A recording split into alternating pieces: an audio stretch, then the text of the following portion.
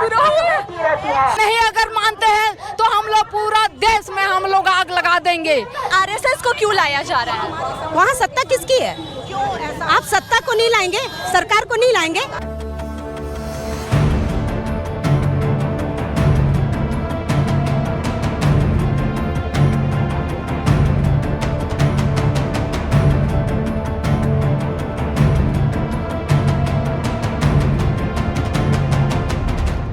मणिपुर का viral video जिसके बाद लगातार आंदोलन और प्रदर्शन देखने को मिल रहा है। पूरी दुनिया में आक्रोश चरम सीमा पर है।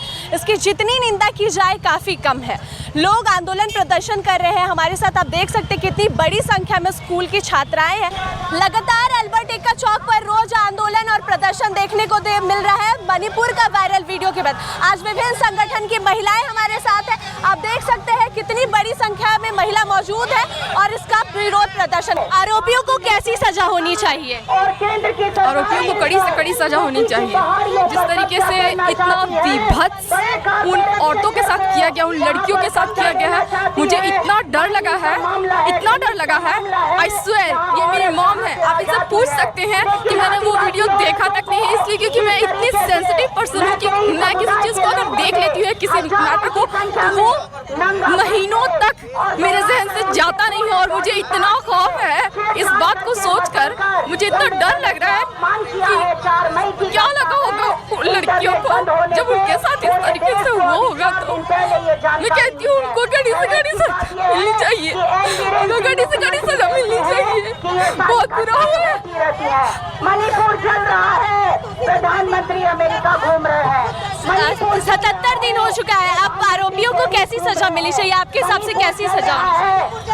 उन लोगों को फांसी होनी चाहिए, उन लोगों को फांसी होनी चाहिए, फांसी के सिवा और कुछ नहीं।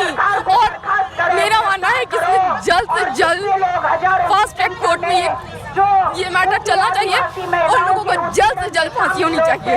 लगातार महिलाओं के साथ ऐसी उत्पीड़न की घटनाएं सामने आती, क्या कहिएगा इसमें? मैं ये कहूँगी कि मोदी जी ने एक शुरू में जब वो आए थे शुरू से उन्होंने एक नारा दिया कि बेटी बचाओ बेटी पढ़ाओ, बट मुझे ऐसा लगता है कि उन्होंने जस्ट अपोजिट कहा है। उन्होंने ये नहीं कहा कि बेटी पढ़ाओ और फिर बेटियों का रेप करवाओ, क्योंकि जब हमारे यहाँ स्वर्ण पदक लेकर आने वाली खिलाड़ियों के साथ इतना बुरा, इतना बर्बर सलूक हुआ है, उन लोगों को मारा पीटा गया, उन लोगों के साथ इतना दुर्व्यवहार किया गया है। जो इतनी फाइटर थी मणिपुर की लड़कियां, तो फिर भी एक लड़की थी, लेकिन उनका दोष भी सिर्फ इतना था कि उन्होंने आवाज उठाना चाहा। क्या आवाज उठाना इतना बड़ा गुनाह है? एक इंदिरा गांधी थी, उन्होंने ये चाहा था कि मैं अपनी आवाम की आवाज को बंद करूं, ठीक है, जिसके लिए उन्होंने इमरजेंसी लगाया, लेकिन उनकी सरकार गिर गई थी। मगर ये कैसी सरकार है जो गिर ही नहीं रही है? मेरा दिल से ये ख्वाहिश है कि ये सरकार गिर जानी चाहिए और मेरे पूरे देश की, मुझे पूरा यकीन है कि 80% आवाम ये चाहती है कि ये सरकार गिर जानी चाहिए। इसमें क्या कहने जगह निष्पक्ष जांच होनी चाहिए। और सबसे बड़ी बात है कि देश में इतने बड़े बड़े वारदात हो रहे हैं, महिलाओं की माने बर्बरता हो जा रही है, इज्जत लूटा जा रहा है। इसकी निष्पक्ष जांच होनी चाहिए। और ये आखिर जांच नहीं हुई तो क्यों नहीं हुई? पीएम क्यों विदेश की यात्रा कर रहे थे और गृह मंत्री क्या कर रहे थे? देश में इन लोग क्यों चुपचाप बैठे हुए थे? जिस जगह, जिस देश में दो समुदाय के बीच में हमेशा दूरी बनी रहती है, कोर्ट से इस तरीके का परमिशन क्यों माने दिया गया कि वहाँ पर वो कुकी या समुदाय या तेज समुदाय को माने इस तरीके से शामिल कर देने का उसको अधिकार क्यों दिया गया? ये सब एक सोची समझी साजिश है, चाल है। देखिए ये बीजेपी देख रही है कि देश में इसका कहीं भी लोग माने तिरस्कार कर रहे हैं, तो बीजेपी ये चाहती है कि जहाँ भी हो किसी तरह से माने इस आग को भड़काया जाए। और ये शुरुआत जब कहा था कि बेटी बचाओ बेटी पढ़ाओ, आज इस केंद्र सरकार के शासन बीजेपी शासन में महिला कहीं भी सुरक्षित नहीं है। देश में आज बहुत सारे कांड हो रहे हैं, बहुत सारी वारदातें हो रही है। किसी को ये नहीं समझ में आता है कि बेटी घर से निकलेगी तो कहाँ है। क्या किया था उस बेचारी ने, उसके साथ जो इतनी बर्बरता से माने ये किया गया, एक ही देश में रह के दो समुदाय के बीच में लड़ाया गया। ये सब एक सोची समझी राजनीतिक चाल है। क्या सजा चाहती है आरोपियों के लिए? पहली बात तो ये जो अपराधी है कोई 2-4 आदमी नहीं है, एक सामाजिक कुकर्म है, एक सामाजिक अपराध है। तो इस सामाजिक अपराध के लिए आप 2-4 लोग को बहुत कठोर से कठोर सजा दे भी दीजिएगा, तो कौन सा सरकार से आप मांग रही हैं सजा? ये वही सरकार है ना जो बिल्किस बानो के बलात्कारियों को 15 अगस्त के दिन छोड़ करके उनको संस्कारी बताती है। क्या लगता है आरोपियों को सजा मिलेगी कि नहीं? 77 दिन अब तक हो चुके हैं। देखिए, सजा मिलेगी नहीं मिलेगी ये तो कोई सवाल ही नहीं है, वो तो देना ही पड़ेगा। बिना नीचे तो मानेंगे नहीं हम, सजा तो इनको देना ही पड़ेगा। लेकिन इसके साथ इस सरकार की बर्खास्तगी भी चाहिए और बीरेन कुमार की भी बर्खास्तगी चाहिए।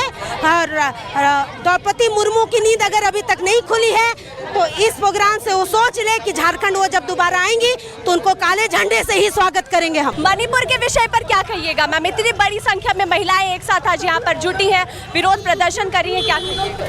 मैं मणिपुर घटना से आहत हूँ और मैं उसकी कड़ी निंदा करती हूँ। मैं भारतीय जनता पार्टी के सारे कार्यकर्ताओं की भी कड़ी निंदा करती हूँ। मैं मणिपुर के सीएम की भी कड़ी निंदा करती हूँ, जिन्होंने इस तरह जिसके कार्यकाल में इस तरह का घिनौना घटना होती है उसके बावजूद वो मौन रहते हैं, उसके बावजूद वो चुप रहते हैं। मैं प्रधानमंत्री से पूछना चाहती हूँ कि आप किस राम राज्य की बात करते हैं जिस राम राज्य में एक सीता सुरक्षित नहीं है, उस सीता का चीरहरण होता है और प्रधानमंत्री चुप रहते हैं। हमारी स्मृति ईरानी महिला आयोग वो भी चुप रहती है। मैं यही समझती हूँ कि महिला आयोग के नाम पे वो कलंक है।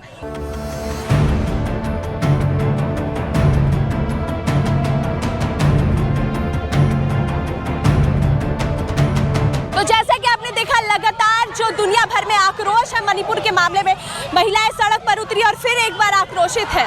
महिलाओं का कहना है कि आरोपियों को फांसी की सजा होनी चाहिए, सरकार को बर्खास्त कर देना चाहिए। अब देखने वाली बात होगी कि मणिपुर में क्या कुछ होता है, क्या सरकार को बर्खास्त किया जाएगा या नहीं। आपका इस पर क्या विचार है हमारे कमेंट बॉक्स में ज़रूर लिखें। इसी तरह के तमाम अपडेट्स के लिए फॉलो कीजिए रांची अपडेट्स।